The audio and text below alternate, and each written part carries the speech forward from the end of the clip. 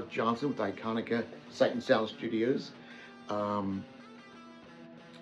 In about 2-3 weeks, I'm going to be getting a Steinberger, a white Steinberger with the traditional kind of Strat style body, kind of Strat, but I don't have it yet. So I'm going to do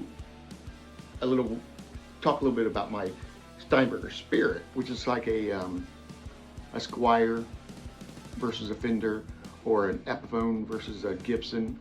The Spirit is that affordable Steinberger. You can get a Spirit for something like anywhere from $300 to $1,000. I think this one was about $300 when I first bought it. However, Steinbergers, they're going to cost you $2,000, $3,000, $4,000. Maybe you might get one for $1,500. One, because they're so rare, but also they're just a amazingly superior instrument. Well, I hear this all the time, that, oh, Steinberger, ugly guitar, but great for traveling. The ugly part, that's up to you. You know, I'm not going to tell you that something's not ugly if you think it is. But there are so many more advantages to having a Steinberger guitar, or a headless guitar, rather. It could be Steinberger or any number of other headless guitars out there, but Steinberger is my choice. And even at the Spirit model level, it's still advantageous in so many ways. And so let's talk about those things. Number one, it can be easy to travel with, right? You just put it in the bag, it's so short, put it up above your seat in the airplane, whatever. Secondly, it has a dual ball stringing system. So you can see the balls on the end of this string,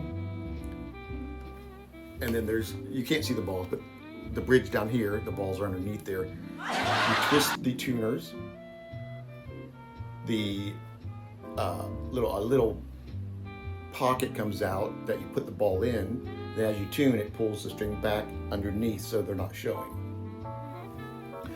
The advantages of that is, firstly, that there's no nut on a Steinberger. It has what we call a nut, but it's just like a bridge basically that holds the string. And it also can be clamped in there. There's little grub screws that you can use to clamp it if you don't have dual ball strings. And then it goes over a ghost fret or a 0 fret, which they were put on inexpensive guitars way back when, and still are to some extent, to solve nut issues. It's just easier to put a 0 fret in and not have to worry about exactly how low each nut slot is. But if the ghost fret or the 0 fret takes care of that, why bother putting a nut on it and trying to get each slot perfect? Just get rid of the nut, have something to hold the strings in place, then rides over the fret. And that sets the height of your string. So every string is exactly the right height to go over each fret that continues afterwards. So that's one, is just the idea that, you know when nuts, your strings get trapped in between the nut, and you get, tuning issues. How that works is you tune your guitar, it gets kind of stuck in the nut, and then you're playing on it. As you're banging on it, that trapped string loosens up, and then your string's too low. Truss rod accessibility. It's at the end of the neck. It's just easy. You don't take anything off. You don't remove the pick guard. You don't take the neck off. Whoever came up with that idea is just, well, we know who came up with that idea. It's just there. Turn it, get it your neck set where you want it, and put your tool away. No big deal. Because the strings go from here to here, which is the bridge, from here to here, and not from here all the way past the nut to a tuner, that's eliminating the tuners, which eliminates another problem area. Every time that string wraps around that tuner post is an opportunity for it to loosen or tighten.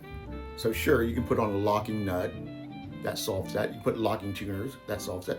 But you still have that extra string that is area that can cause tuning instability. Plus you're paying for extra string that you don't need. You've seen the guitars that have the tuners, and then they have the fine tuners. That's great. I have a lot of those guitars, well, a few of those. If you don't have to have that, that's better, because that's just another tool you have to work with.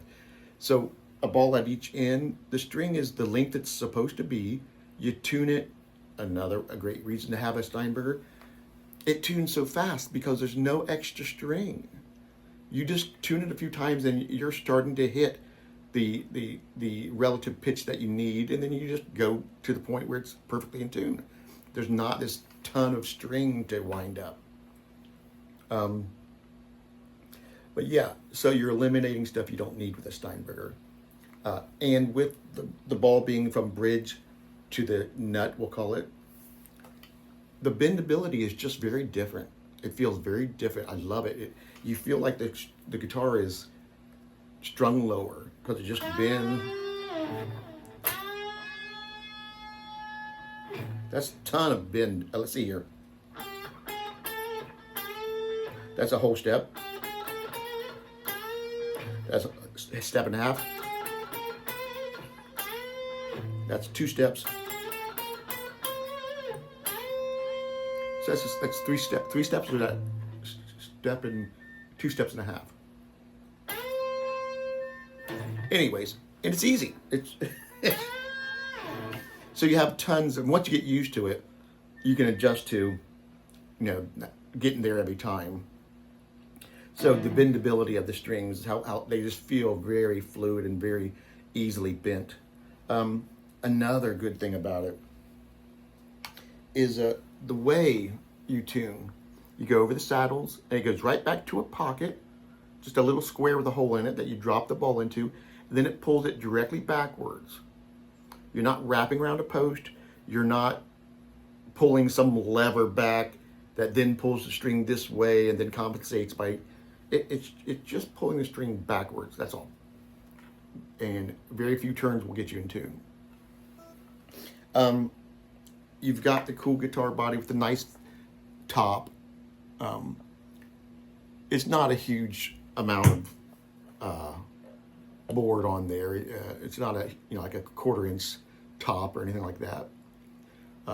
With the Steinberger, you can get really nice tops, but this is the Spirit, and it's got a nice top. Try to find a Fender or Squier with a top that cool for $300. Let me see if I can get it closer. Yeah, so now, as far as the head goes, yeah, it's something, I like it. But if you don't like it, and this is legally being protected, I have to say that, but my way around that is if you're a traditionalist and you like the head of the guitar, you want to see the head of the guitar, even though it's extra weight. I mean, look how this sits. This sits perfectly. It sits wherever I want it, ever. I don't know any Steinberger player that has told me that, well, the neck keeps flying up and hitting you in the face or something. That's just, ridiculous. But my solution to this problem is I've designed a couple of guitars that have heads. Let me grab one real quick. It's my design. I don't like the humbucker in the middle. Well, they're all actually, the lipstick is the only one that's single. This is a dual rail, and then this is a humbucker, clearly. So humbucker, then single.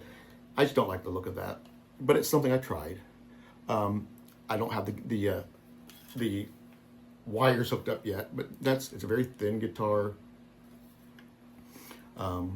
Beautiful wood. I forget 3 different types of wood. I forget what they are. Mahogany is one of them. but I've got the head on there. So it's very traditional looking as far as a guitar with a head. But there's no tuners. It's just got the locking tuner and then the head. So if you're a traditionalist and you're like, it doesn't look right. That's the solution to that. And like I said, it's protected. Um, uh, it's protected. I don't want to go into what that means. I just want to, there's people that might try to take advantage of me showing this. I just want you to know that would not be a smart idea. If you are interested in something like this, let me know. But yeah, so the headless part isn't really a problem in my world. Some stuff that's just awesome. Right back here, there's a dial. I'm hoping you can see that. What that's for is you have people all the time talking about all tremolo systems.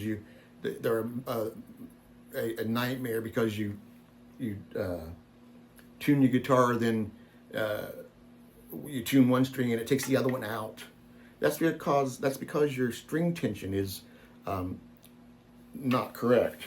In the back of these guitars, well, not a Steinberger, but on a traditional tremolo system, there's a plate here that you take off and there's springs.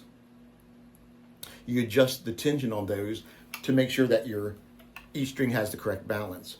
With a Steinberger, they operate differently. They've got like a spring steel back there, I think is what it is under here. But if you're having problems with the spring tension, like you just can't get it to tune to that E, you just turn this thing and it either pulls the bridge down a little bit or pushes it up a little bit or allows it to come up a little bit. And it makes put your bridge where it should be and get your strings so you can tune them where they should be. Super simple method of correcting that problem. And then there's this little notch here, a little lever, not notch. That is, if you're, let's say a string breaks in the middle of your performance, and that will take your strings out of tune because the tension is no longer the same on all strings. You take this little lever, you push it up, and now that bridge is stabilized. It is now what is it called? Hardtail. You now have a bridge that will not go forward or backwards, and it will put your guitar right back into tune, and you just continue on playing. Just as simple as just flick, and you've got a hardtail. Just the Steinberger is ahead of its time. It was back in the 80s, I think, maybe it came out. But they had the little rectangular bodies, which I'm not a fan of, but it doesn't mean it's not an amazing guitar. So when they came out with the regular bodies, I was like, I like the fact there's no head. I like all the advantages that this guitar has. And so before you get on the internet and start talking about the Steinberger is just a travel guitar, I hope this video helps you out a little bit in understanding it's so much more than just a travel guitar.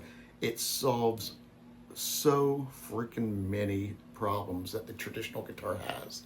I'm willing to lose the head to solve all those problems. See if I hope this kind of persuades some of you not to go out and buy a Steinberger or a Spirit, but at least to think a little bit outside the box.